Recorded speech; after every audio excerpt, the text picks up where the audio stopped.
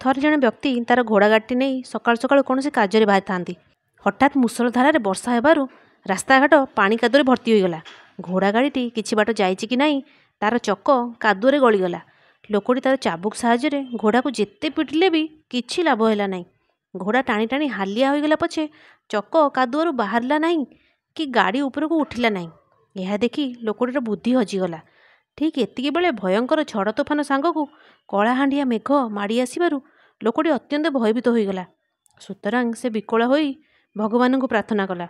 କିଛି ସମୟ ପରେ ସତକୁ ସତ ତାକୁ ଚକିତ କରି ତା ଆଗରେ ଭଗବାନ ଆସି ଛିଡ଼ା ହୋଇଗଲେ। ଏଥର ଲୋକଟି ତାଙ୍କର ପାଦ ତଳେ ଲମ୍ବ ହୋଇ ପଡ଼ିଗଲା। ଭଗବାନ ପଚାରିଲେ, କଥା କ'ଣ? ମୋତେ କାହିଁକି ଡାକିଲ? ଲୋକଟି କହିଲା, ମୋ ଘୋଡ଼ା ଗାଡ଼ିଟି କାଦୁଅ ଭିତରେ ପଶିଯାଇଛି। ଘୋଡ଼ା ଦୁଇଟି ଟାଣି ଟାଣି ହାଲିଆ ହୋଇଗଲେଣି ପଛେ ଗାଡ଼ିଟି କାଦୁଅରୁ ଉଠୁନାହିଁ। ଆପଣ ଟିକିଏ ସାହାଯ୍ୟ କଲେ ହୁଏତ ବାହାରି ପଡ଼ନ୍ତା। ଏକଥା ଶୁଣି ଭଗବାନ କହିଲେ, ତାହେଲେ ଠିକ୍ ଅଛି, ତୁ ପ୍ରଥମେ ତୋ ଜାମା ଖୋଲ।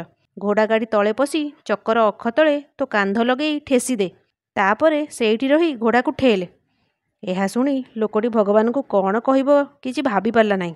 ସେ କହିଲା, ପ୍ରଭୁ, ମୁଁ ଆପଣଙ୍କୁ ସ୍ମରଣ କରିବାର କାରଣ ହେଉଛି ଆପଣ ମୋତେ ସାହାଯ୍ୟ କରିବେ। ମାତ୍ର ମୁଁ ଏବେ ଦେଖୁଛି ଆପଣ ତ ମୋତେ ରୀତିମତ କାମରେ ଲଗେଇ ଦେଲେଣି। ଏଥର ଭଗବାନ କହିଲେ, ଆଉ ତୁ କ'ଣ ଭାବିଥିଲୁ? ତୁ ନବାବ ଭଳିଆ ଛିଡ଼ା ହୋଇଥିବୁ, ଆଙ୍ଗୁଠି ବି ହଲେଇବୁ ନାହିଁ, ଆଉ ମୁଁ ତୋର ଗାଡ଼ିକୁ ଠେଲି ଉଠେଇବି? ବାବୁ, ସେ କଥା ଭୁଲି ଯା। ପ୍ରଥମେ ନିଜେ ଚେଷ୍ଟା କର ଏବଂ ପରିଶ୍ରମ କର। ଦେଖିବୁ ମୁଁ କିପରି ଠିକ୍ ସମୟରେ ତୋତେ ସାହାଯ୍ୟ କରୁଛି। ଏହି ଗପଟି କହିସାରି ଶ୍ରେଣୀରେ ଶିକ୍ଷକ କହିଲେ, ପିଲାମାନେ, ଏଥର ବୁଝିଲ ତ? ତୁମେମାନେ ଏଇଭଳି ଯଦି କିଛି ନା କିଛି ପରିଶ୍ରମ ନ କର ତେବେ ଭଗବାନ କଦାପି ତୁମକୁ ସାହାଯ୍ୟ କରିବେ ନାହିଁ। ସୁତରାଂ ତୁମେମାନେ ମନ ଲଗାଇ ପାଠ ପଢ଼। ପ୍ରଥମେ ନିଜେ ପରିଶ୍ରମ କର, ତାପରେ ଈଶ୍ୱରଙ୍କୁ ଡାକ।